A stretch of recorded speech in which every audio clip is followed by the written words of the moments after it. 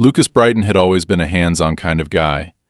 As a self-taught mechanic and a lover of the open water, his free time was split between restoring vintage cars and planning weekend trips to nearby lakes. When he finally purchased his dream house on the outskirts of town, a quiet property with enough space for his tools and vehicles, he knew it was time to chase another goal he'd had for years: owning and restoring a classic motorboat.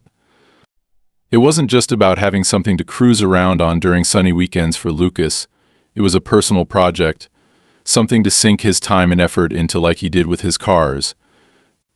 Within a month of moving in, Lucas tracked down the perfect fixer-upper, a 1975 Glastron, faded and worn from years of neglect but still holding onto its retro charm. He bought it at a bargain price, hauled it home on a trailer, and parked it neatly in his driveway. Standing back with a proud smile, he thought of all the work ahead of him: the sanding, repainting, replacing the old engine parts, and couldn't wait to get started.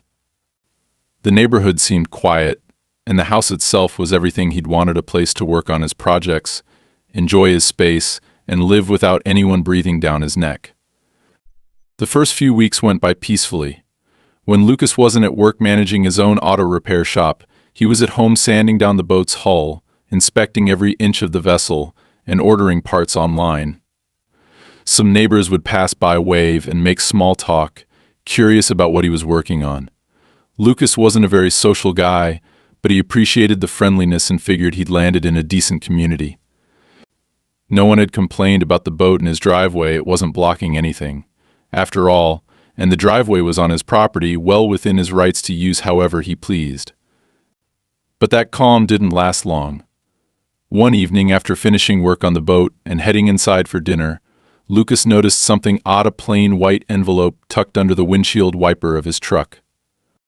No return address, no postage, just his name scribbled hastily in black marker. Frowning, he opened it and pulled out a single sheet of paper. The message was short and blunt: remove the boat from your driveway within 48 hours, or we'll take care of it for you. Lucas stared at the note, a mix of confusion and irritation bubbling up inside him. Who would send something like this? He glanced around the neighborhood, but the street was quiet. Lights flickered in a few houses, and a dog barked faintly in the distance, but there was no sign of anyone watching him. Shaking his head, he crumpled the paper and tossed it into the trash. He wasn't the kind of guy to be intimidated by an anonymous note. His boat was legally parked on his own property, and he wasn't breaking any rules. He dismissed the whole thing as a petty prank, probably from a bored neighbor with nothing better to do. The next day passed uneventfully. Lucas spent most of it at his shop, returning home late in the afternoon. After parking his truck, he went straight to the driveway to check on the boat. He had been planning to finish sanding one side that evening, but as he approached, something immediately caught his eye. Long, jagged scratches ran across the side of the boat's hull. Some were deep enough to gouge the surface, and one section even had a strange symbol carved into it. Lucas's chest tightened as he traced a finger over the damage. It wasn't an accident. Someone had done this deliberately. Anger flared in him, but he forced himself to take a deep breath. He looked around the street again, but just like the night before, there was no one in sight. Whoever had left the note must have come back to make good on their threat. But why? Was it really just about the boat, or was something else going on? He pulled out his phone, took several photos of the damage, and went inside to think. As he replayed the events in his mind, he realized how strange it all was. In his line of work, Lucas had dealt with difficult people before: angry clients, unreasonable neighbors near his old shop, but this felt different. It was calculated, personal.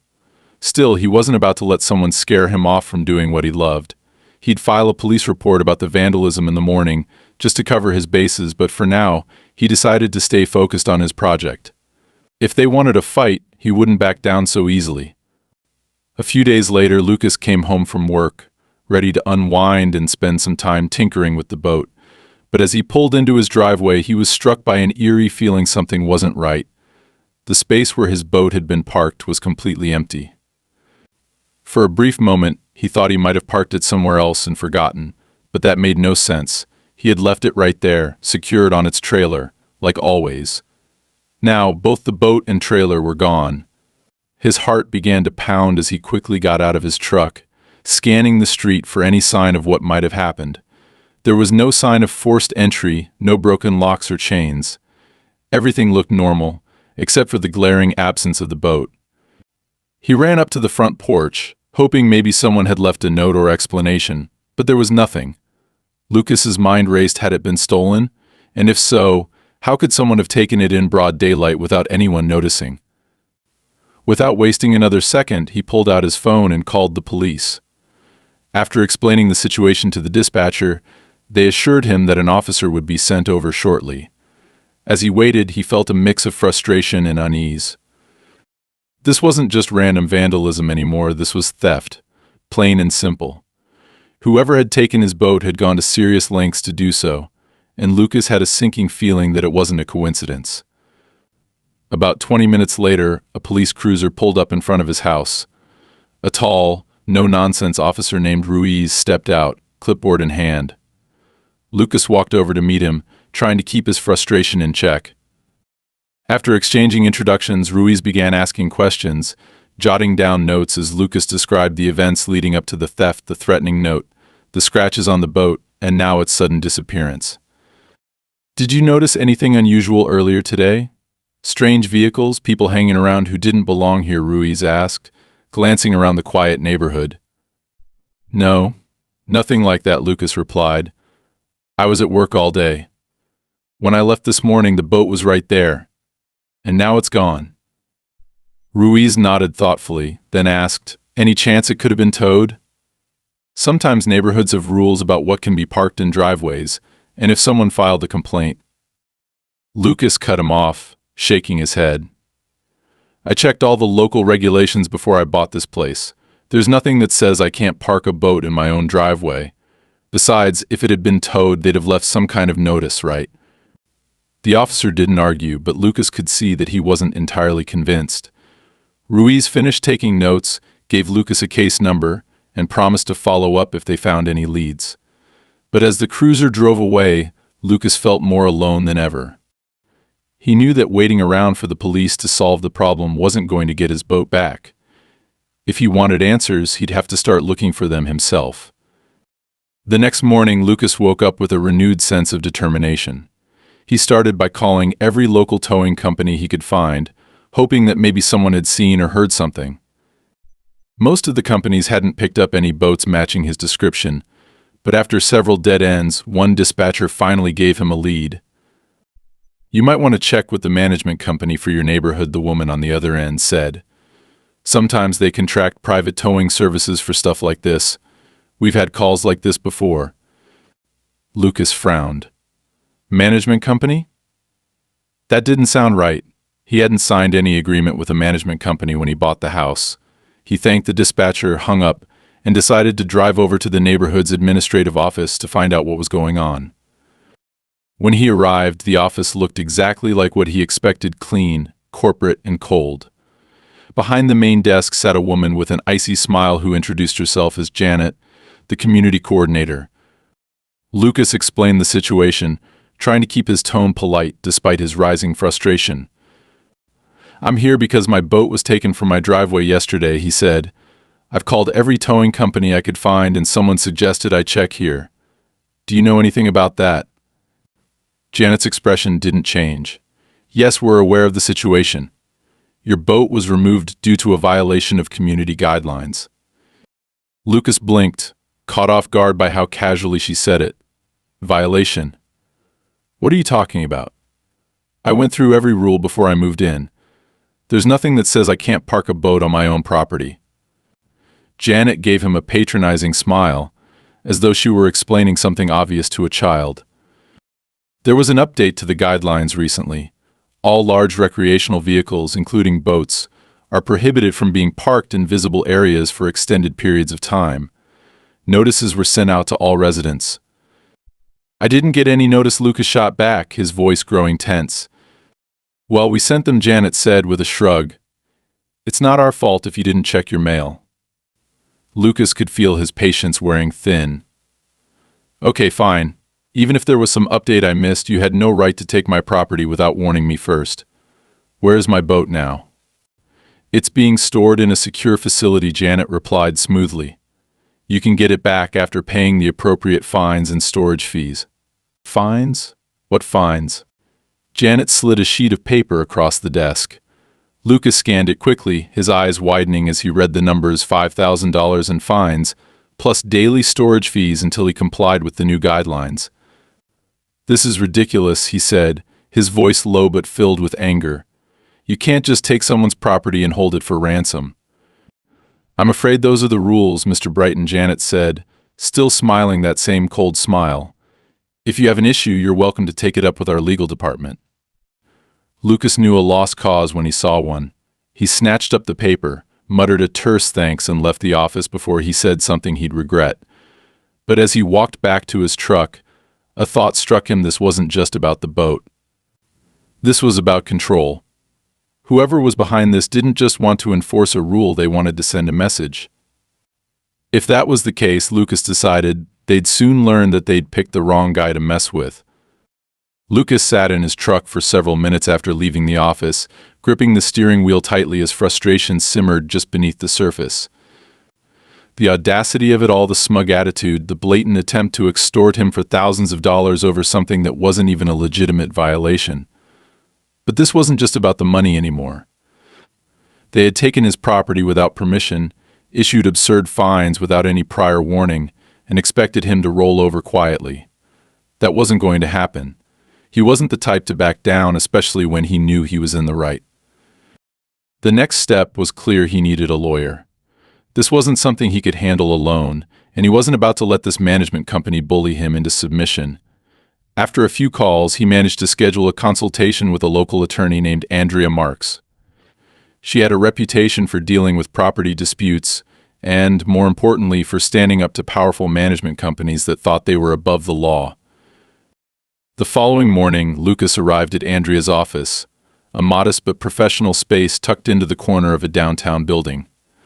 After a brief wait, he was ushered into her office, where Andrea, a sharp-eyed woman in her early 40s, sat behind a desk cluttered with legal documents. She gestured for him to take a seat and listened intently as he recounted everything that had happened, from the initial threatening note to the disappearance of his boat and the outrageous fines they were now demanding. When he finished, Andrea leaned back in her chair, tapping a pen thoughtfully against her desk.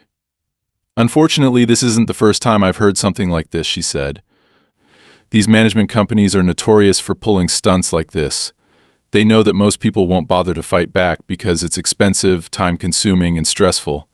But in your case, they made a big mistake. There's no legally binding rule that prohibits you from parking a boat in your driveway, especially if you never signed any updated agreement." "So what do we do?" Lucas asked, eager for a concrete plan. "We're going to start by sending them a formal demand letter," Andrea explained. "We'll make it clear that they acted unlawfully by taking your property without proper notice, and that you expect the immediate return of your boat without any fines or fees. If they refuse, we'll move forward with a lawsuit for theft, property damage, and unlawful interference with your rights as a homeowner." Lucas felt a flicker of hope. For the first time since this mess began, he felt like he had someone in his corner who knew what they were doing. "How long do you think it'll take to get a response?" "They'll probably drag their feet," Andrea admitted. "It could take a week or more. But trust me, once they see that you're serious and have legal representation, they'll realize they can't push you around so easily." With the demand letter sent and a plan in place, Lucas returned home feeling a bit more in control. But that sense of control didn't last long. Over the next few days, he noticed subtle but unsettling changes in his neighborhood. A few of his neighbors, who had previously been friendly and chatty, now avoided eye contact or offered only curt nods when they passed by. It was as if word had spread that Lucas was causing trouble, and people were wary of being associated with him. One evening, as he was working on his truck in the driveway, an older man named Frank, who lived a few houses down, stopped by. Frank had always been friendly, often chatting with Lucas about cars and home projects. But tonight, his demeanor was different, hesitant, almost nervous. "Hey, Lucas," Frank began, shuffling awkwardly. "Just thought I'd give you a heads up. Some folks around here aren't too happy with what's going on."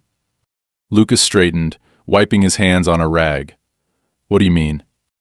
Well, the management company's been talking to people, saying you're stirring up trouble and that it might bring down property values. They're making it sound like you're refusing to follow the rules and causing problems for everyone else. Lucas clenched his jaw, anger flaring again. That's ridiculous. They took my boat without warning and are trying to charge me thousands of dollars in fines. How am I the problem? I know, Frank said quickly. I'm just saying, be careful. They've done stuff like this before, turn the neighborhood against someone until they either give up or move out. Lucas thanked Frank for the warning, but inside he was seething. This wasn't just a legal battle anymore, it was personal. They were trying to isolate him, to make him feel like an outsider in his own neighborhood. But if they thought that would make him back down, they didn't know who they were dealing with. A few days later, Andrea called with an update. They responded to the demand letter, she said, her tone measured. And as expected, they're refusing to return your boat unless you pay the fines. But they made a crucial mistake. They admitted in writing that they didn't notify you of the rule change before removing the boat. That's a big win for us. Lucas felt a surge of satisfaction. So what's next? We're filing the lawsuit, Andrea said.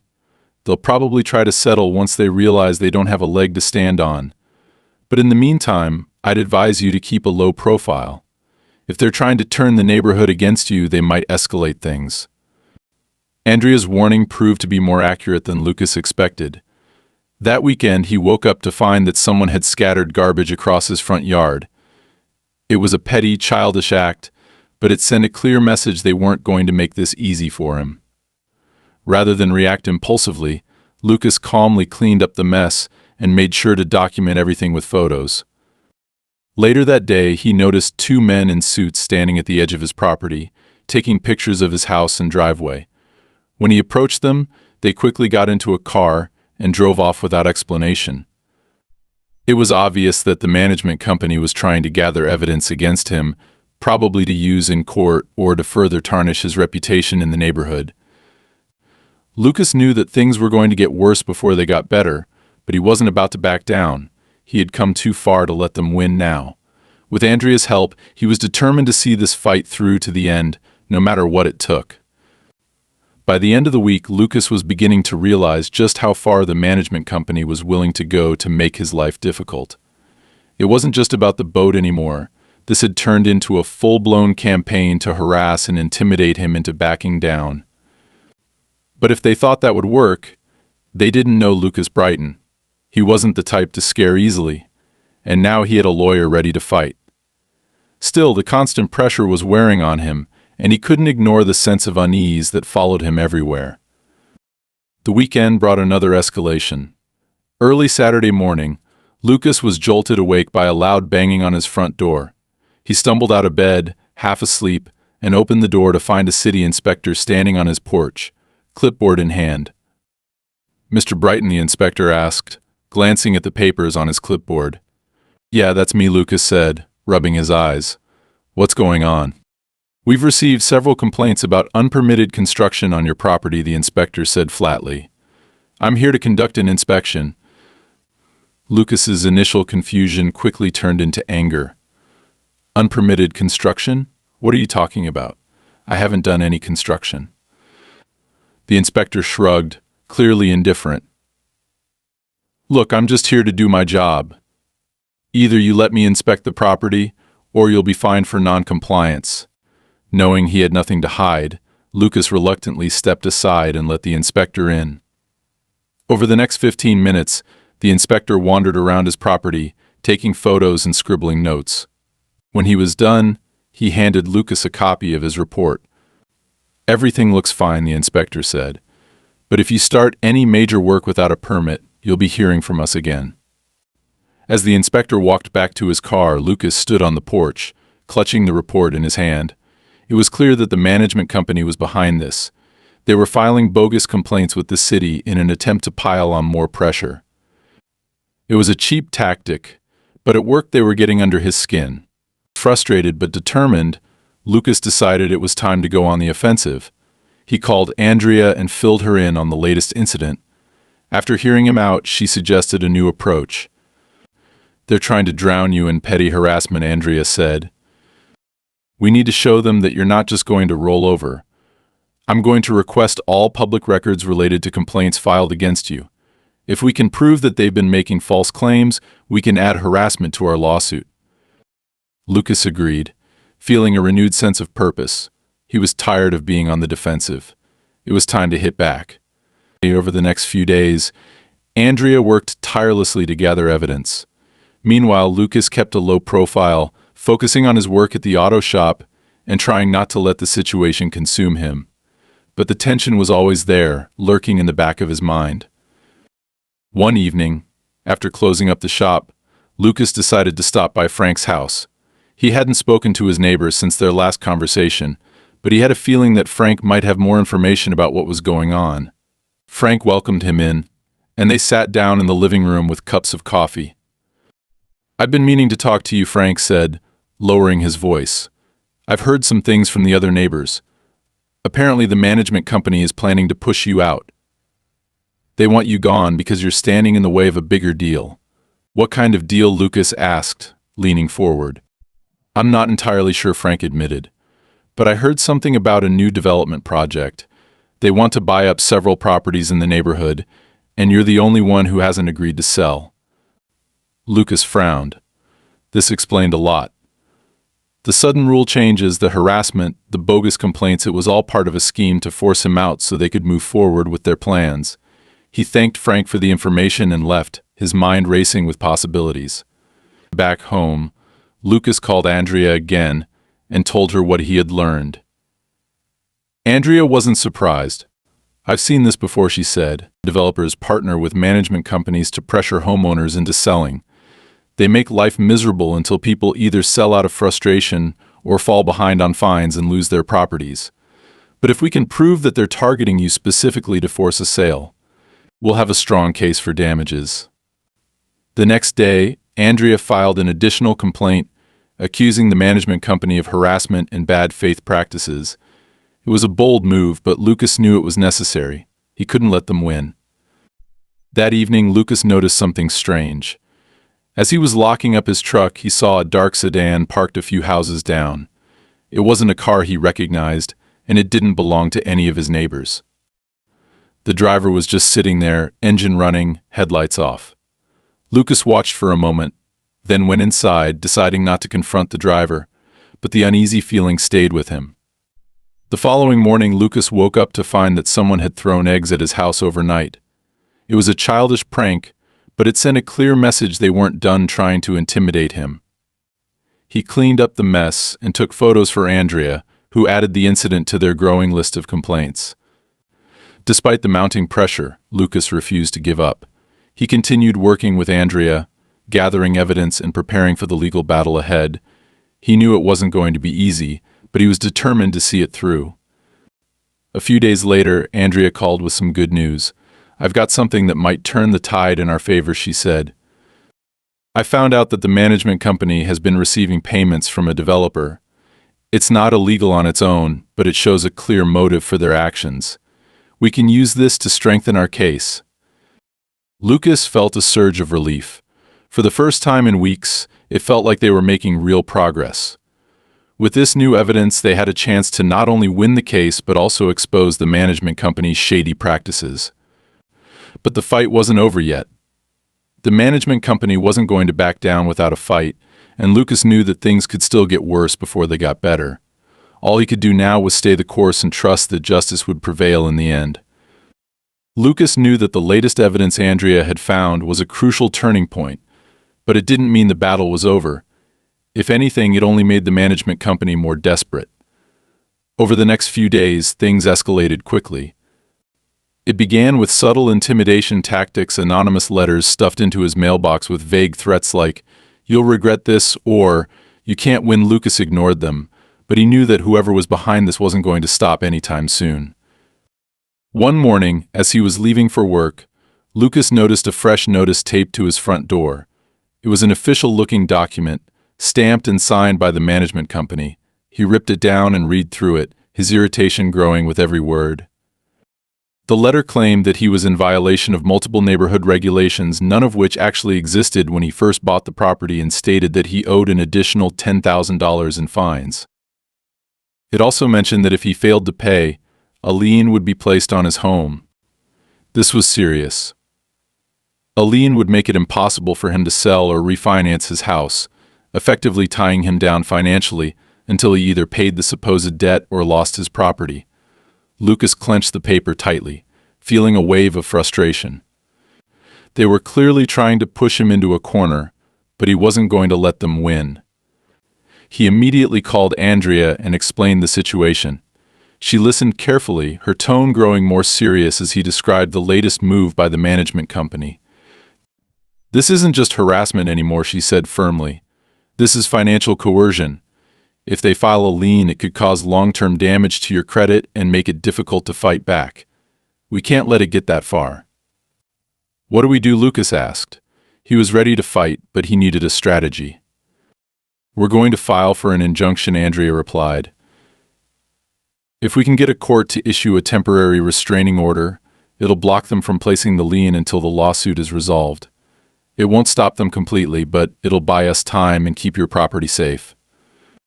Lucas agreed, feeling slightly more at ease. He trusted Andrea's expertise, but he also knew that this was becoming more than just a legal fight. The management company was playing dirty, and if they were willing to go this far, there was no telling what they might try next. Sure enough, the following evening brought another round of harassment. Just as Lucas was finishing dinner, he heard a loud banging on his front door. He opened it to find two uniformed men standing on his porch. They introduced themselves as security contractors hired by the management company and claimed they were there to enforce neighborhood compliance. "You need to remove any unauthorized vehicles from your property," one of them said, pointing toward Lucas's truck parked in the driveway. "We've been instructed to report any further violations." Lucas stared at them in disbelief. "My truck is parked on my own driveway. It's not violating any rules." The men exchanged smug glances. "That's not what we were told. Either move it or we'll have to report it to the management office." Lucas didn't bother arguing.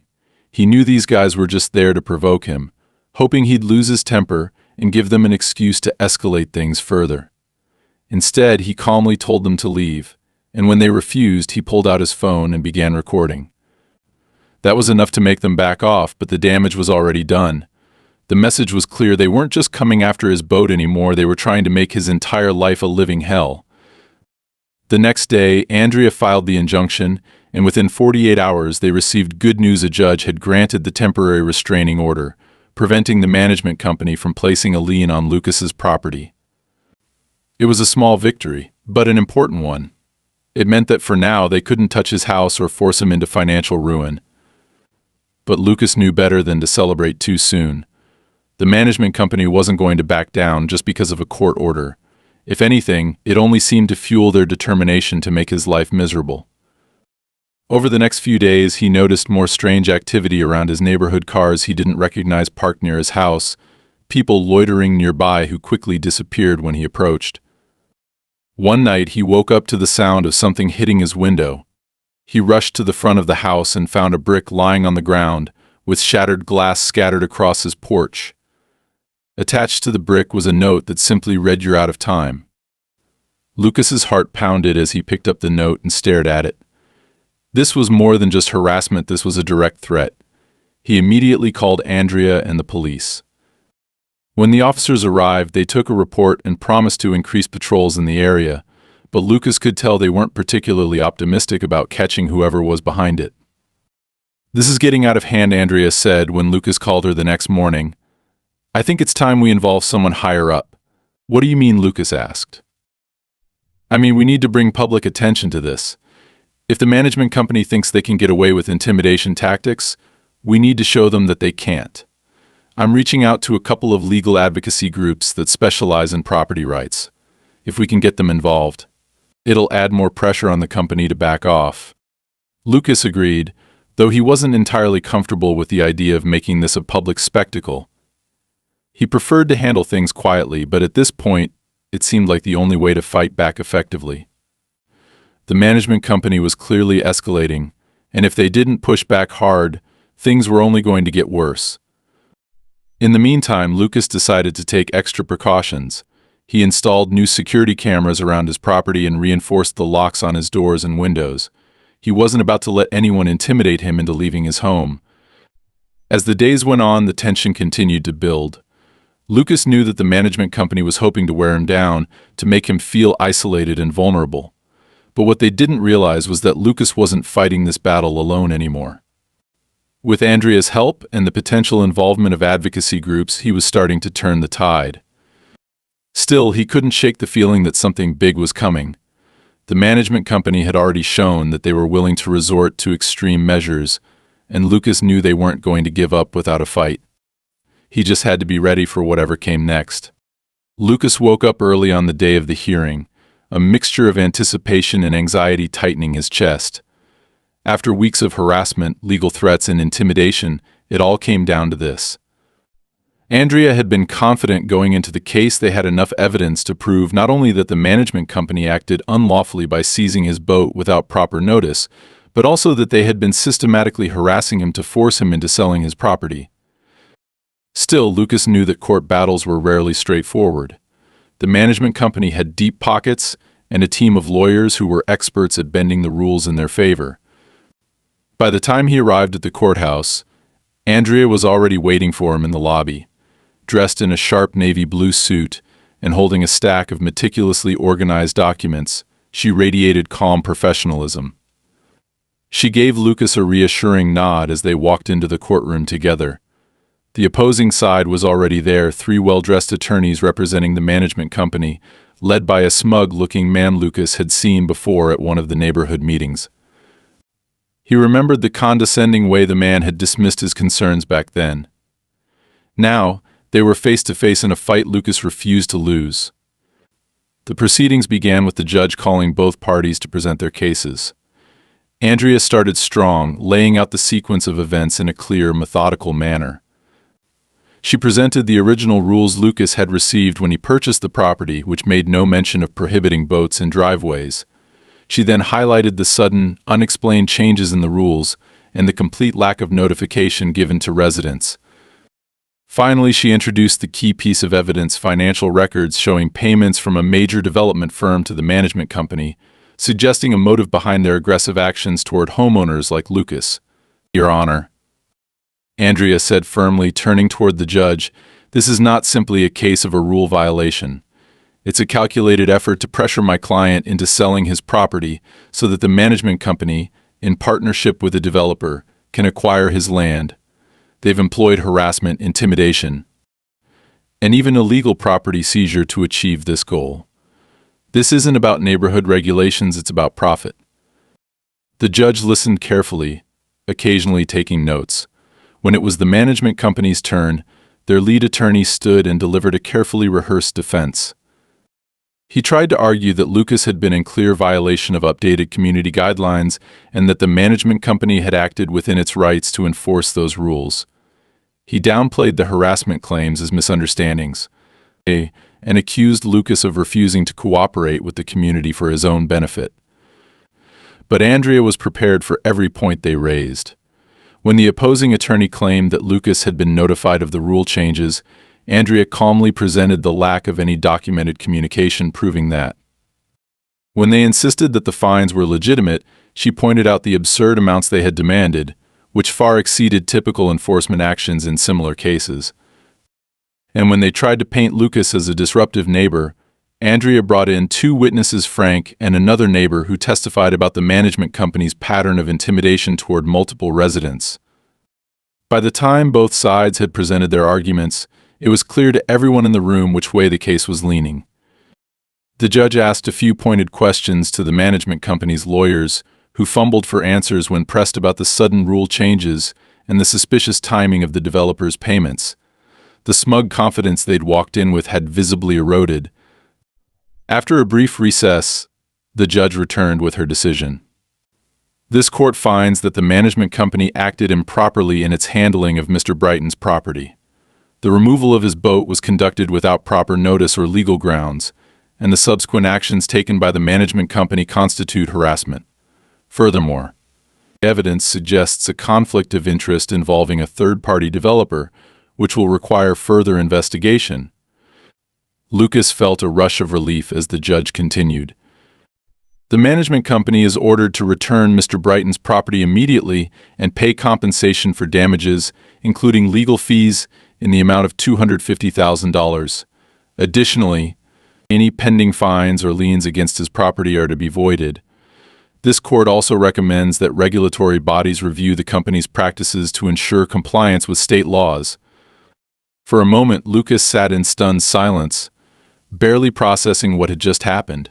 He glanced over at Andrea, who gave him a satisfied smile. They had won. After everything, the threats, the harassment, the sleepless nights, it was finally over.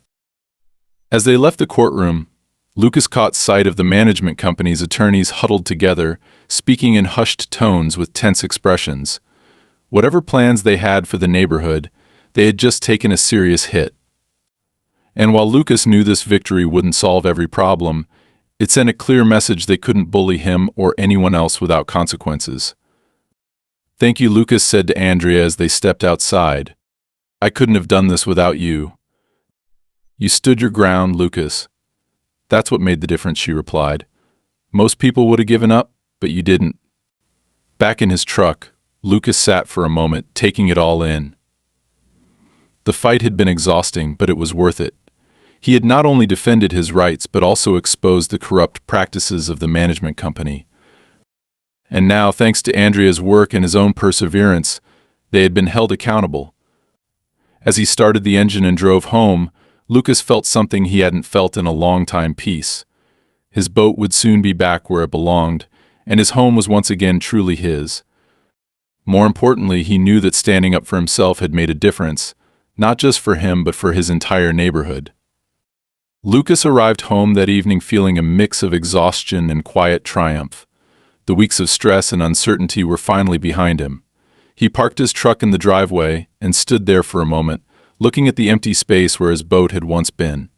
Soon it would be back, just as it should have been all along. But this victory wasn't just about getting his boat back, it was about something much bigger. He had stood up against people who thought they could push him around, and he'd won. That was a feeling he knew he wouldn't forget anytime soon. The next few days passed in a blur.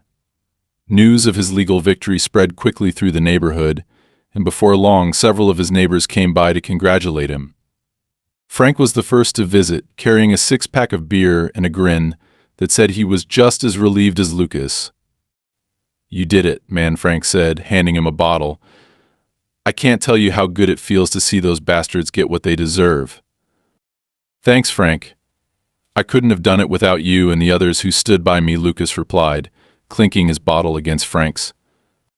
Word soon reached other residents, and Lucas began receiving quiet messages of support from people who had been too afraid to speak up before. Some of them shared stories of similar experiences with the management company, bogus fines, unexplained rule changes, and pressure to sell their homes.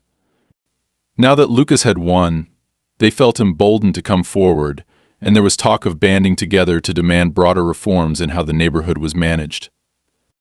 Meanwhile, the management company kept a low profile. The lawsuit had not only cost them financially, but it had also drawn the attention of local authorities. Rumors swirled that they were being investigated for unethical practices, and it was clear that they wouldn't be able to operate with the same impunity as before. One morning, Lucas received a call from Andrea. She had more good news. "I just heard from the county office," she said. "They're opening a formal review of the management company's activities. With all the complaints we've gathered, there's a good chance they'll lose their contract entirely." Lucas smiled. It wasn't just about personal vindication anymore, this was about real change. People like him wouldn't have to live in fear of unfair treatment and harassment. This neighborhood was going to be different. A week later, Lucas's boat was finally returned. Seeing it back in his driveway, a little rough around the edges but still intact, filled him with a deep sense of satisfaction. He spent the rest of the afternoon carefully inspecting it, noting the scratches and minor damage that would need repairing. But none of that mattered now. He had fought for something that was his, and he had won.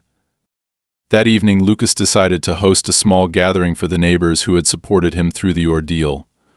Frank helped him set up a makeshift grill in the backyard, and by sunset, a handful of people had gathered, laughing, chatting, and sharing stories. It wasn't a big event, but it felt significant.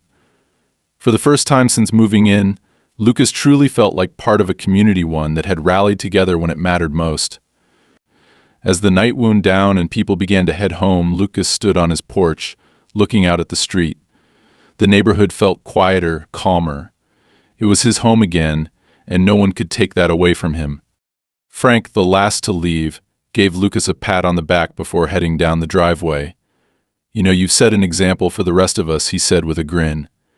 "If they ever try something like this again, they'll think twice." Lucas chuckled. "I hope they do. But if not, we'll be ready." As he watched Frank disappear into the night, Lucas felt something he hadn't allowed himself to feel in weeks. Peace. This wasn't just the end of a battle, it was the start of something better. He had faced down a powerful opponent, defended what was his, and helped spark a change that would benefit everyone in the neighborhood. That, more than anything, made every moment of the fight worth it. He stepped back inside, closed the door, and smiled to himself. Life could finally return to normal, or at least as normal as it got for a guy with a love for fixing old boats and taking them out on the water. But if there was one thing he knew now, it was that no matter what challenges came his way, he wouldn't back down. Lucas Brighton wasn't just someone who fixed things, he was someone who fought to keep what was his. And as far as he was concerned, that was something worth celebrating.